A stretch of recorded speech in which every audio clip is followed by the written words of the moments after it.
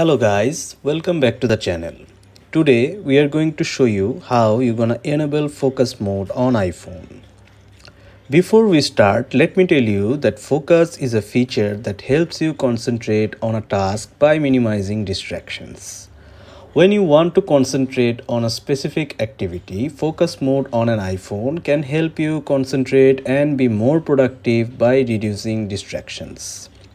Focus mode allows you to silence notification from certain apps and people. You can also set a schedule for when focus mode should be active.